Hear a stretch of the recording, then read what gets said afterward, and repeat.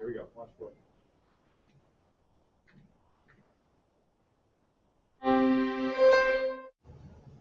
The wait is over. Finally, Apple has announced not only a bigger iPhone, but two, and that iWatch we've all been guessing was coming. I'm joined by Andrea Chang, who was there at the announcement, to give us a little more of her first impressions since she had a little hands-on. Andrea, so tell us about the event. How was the watch received? The watch, so there were a lot of different announcements at today's Apple event. You know, the new iPhones, this new mobile payment system, but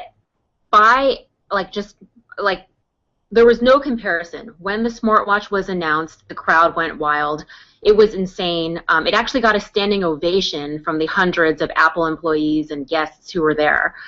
So there was definitely mass hysteria when the smartwatch was announced. Now, as I mentioned, there is a larger phone, and we'll get to that. But let's talk about this watch a little bit. It comes in 3 flavors? Yeah, I like 3 flavors. Yeah, there's the standard Apple Watch.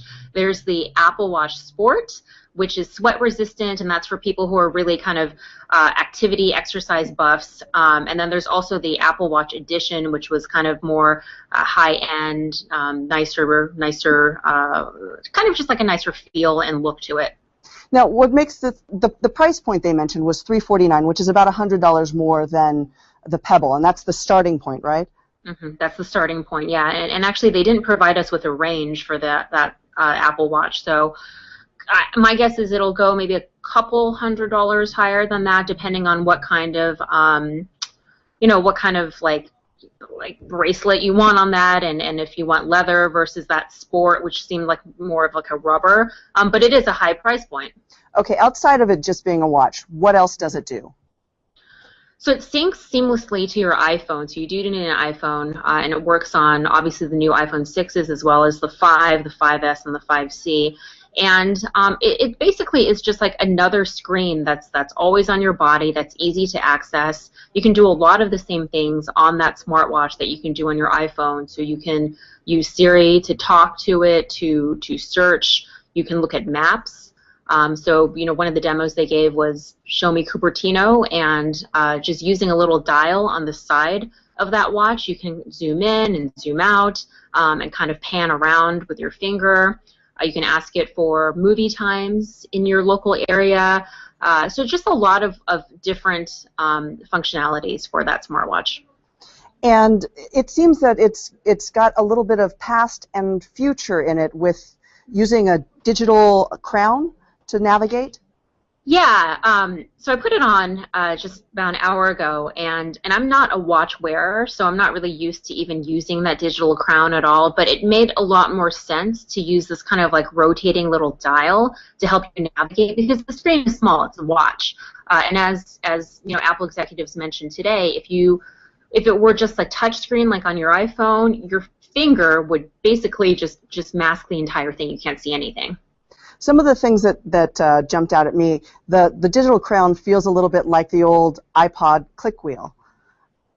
Yeah, actually, yeah, it did remind me of that a little bit. So I see where you get that from. I was intrigued by the pressure sensitivity, so it knows the difference between a touch and a push. Did you test that out at all? I didn't. So the models that they were letting press try out were not fully functional, so I didn't get to try that. When it was on my wrist, it was doing that kind of tapping sensation that Tim Cook mentioned, where when you get notifications and messages from your friends, it sends just a little, like, kind of like a light jolt, as opposed to the long kind of vibrating, long buzzing that you might get on your iPhone. It did always seem like the watch was very kind of present. You know, it kept tapping me or notifying me. So should Fitbit be nervous, Fitbit and the other exercise band makers? I think yes. I mean, I think history has shown that anytime Apple gets into the mix, that, you know, they're here, they're going to be dominant. A lot of people are going to like that it works so well with this Apple ecosystem. And it's the trendy thing. I didn't particularly find it fashionable, but some people might. And yeah, if I were a competitor, I would definitely be worried. So you know, Wall Street was not terribly excited. We were talking to David Lazarus a little while ago, and he mentioned that the stock was going up and up and up as they were introducing the iPhones, and it sort of inched downward. But as we have heard from you all, some of you are actually excited. Odie tweeted us saying, Apple did it again. Wow, exquisite technology. Can't wait to get iPhone 6. And Ashley said, this is the first Apple event in a while that's really blown my mind. So there's been mixed reviews, but I know I've seen a lot of excitement on Twitter and social media about these devices. But some have been concerned about the high price point. So it works with the iPhone, correct? It does work with the iPhone. I think there was a lot of excitement at the event today. They did hold it at that larger Flint Center as opposed to the town hall at their headquarters in Cupertino or even in San Francisco. There were really hundreds of people there. Media was relegated to the very back of the auditorium. People, and I got a lot of feedback from my followers on Twitter who had things to say, but I would say that some of it was measured. I mean, you're always going to have like the Apple fanboys who love everything Apple, but I also got a lot of tweets from people who thought that the smartwatch was hideous and just did not like the look of it at all. They said it was bulky, that the colors were ugly, and then on the other end, there were a lot of people who said that the iPhone 6 Plus was just ginormous, and, you know, are you kidding me? When would I ever want to use this as a phone? So I was getting, I mean, I haven't looked at everything out there, but the sense I got was it was a bit mixed. But then, of course, I did see a tweet from someone who said, you know, step one, everyone complains about the new Apple products. Step two, everyone goes out and buys all the new Apple products. Well, let's talk about the iPhone 6 and the iPhone 6 Plus. They're bigger, clearly. Yep. So we have a 4.7 in the iPhone 6, and the iPhone 6 Plus is what? 5.5 inches diagonally. And how did that fit in your hand? It was huge. I tweeted out some photos of me holding it, and it was like next to my face, and I felt like the iPhone 6 Plus was literally like almost the size of my face. And I'm still on a 4S right now, so my screen is only 3.5 inches. It does feel big, and to me it felt too big. People call these things phablets, a combination of a phone and a tablet. Sense that I got was most people would probably gravitate towards the iPhone 6, which seemed to be a more reasonable size, and also obviously a lower price point. And what of those who are looking to, as you say, to use a phablet? Is it about the same size as, does it feel like a Nexus? It did. It felt like a Nexus. It sort of felt like an iPad mini. You know, it's to me, it's just a weird in-between size. If I want a tablet, I'm going to want the full thing, or a mini. If I want a phone, I want something smaller and portable that I can carry in a clutch at night, in my purse, put it in my pocket, and when I put that iPhone 6 Plus into, I'm wearing jeans today, put it in my pocket, the entire top half of it was sticking out. So let's talk about some of the highlights of the iPhone 6 and 6 Plus. It's faster, in addition to being bigger. So that's an A8 chip, and Correct. And what else? So the one thing that a lot of people were talking about is what it didn't have, which was that sapphire glass. I think a lot of people were hoping for the super strong glass, and that didn't come out. And I think, Michelle, I think I saw a tweet from you that said you were surprised that that camera was still only an 8 megapixel. Yes. And that was surprising to me too, because I feel like Apple was already kind of delayed in really upgrading that camera. But what they did say was, you know, now there's more megapixels in panoramic shots, there's image stabilization, the FaceTime front-facing camera is better. So there are new specs, but I think overall it wasn't sort of this blockbuster, highly elevated advancements on the iPhone 6 that I'm sure a lot of people were hoping for. The advancements did feel a little incremental as opposed to mind-blowing. Exactly, and it's interesting because I feel like usually when we go from one iPhone generation up to the S, that's when we see the small incremental changes. And this time around, I think there were expectations, since we were going from the 5S all the way up to the 6, that there was going to be something big and monumental, and that definitely was not the case. One thing that was new was changing your phone or your watch into your wallet. Apple is really making a move toward becoming that wallet. Apple Pay. Let's talk a little bit about that.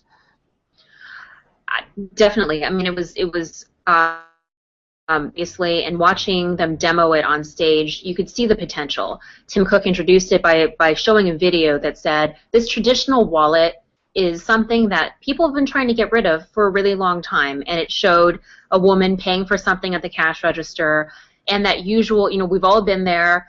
They tell you how much it is, you're digging through your purse, trying to find your wallet, and then you have 10 credit cards, you pull out the one you want, and you're asked for ID, there's paper receipts you have to sign. It's just a pain. So Apple is trying to tackle this issue. Obviously, a lot of other companies have tried as well and have not been entirely successful. So similar with what you and I were just talking about with the smartwatch, this is usually what Apple does. There's an idea that's been put forth out there, and then Apple comes in a little late to the game and historically has done things better. So we'll see. I mean, one of the things with Apple Pay that I think already gives it a big leg up over the competition is they have a ton of partners, and that's the Apple reputation and the Apple name. So you already have Subway and Apple, or sorry, well, obviously Apple, McDonald's and Sephora, and Whole Foods, yes. Yeah, and then for some reason they kept talking about Whole Foods at the event today, so you kind of got the sense that everyone loved Whole Foods. But yeah, they've all signed on, and that really helps because it's not like just one or two one-off random little retailers using Apple Pay. Not all, but a lot of the big retailers out there are going to be using it. So just a short list: Toys R Us, Bloomingdale's, the Disney parks, Duane Reade and Walgreens were also included, and some banks. Capital One, Chase, Wells Fargo, of course, B of A, and also Uber. Some in-app purchases, Groupon, MLB. So it does look like they're starting with a sizable enough group of retailers to make it interesting. Definitely. Now that integrates NFC and the touch. Is that right?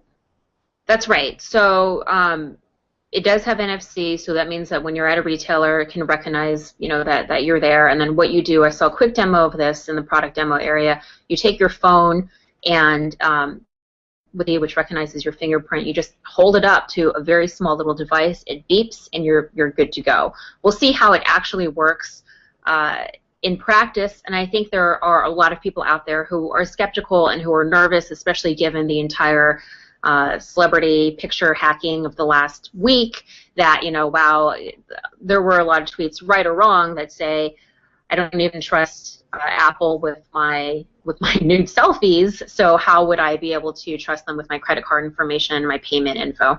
Well, that's a good question, and we'd love to hear from you. You can follow us for additional coverage, but tweet us at LA Times with whether you and what you think of the new products. Thanks for joining us. I'm Michelle Malte for the Los Angeles Times.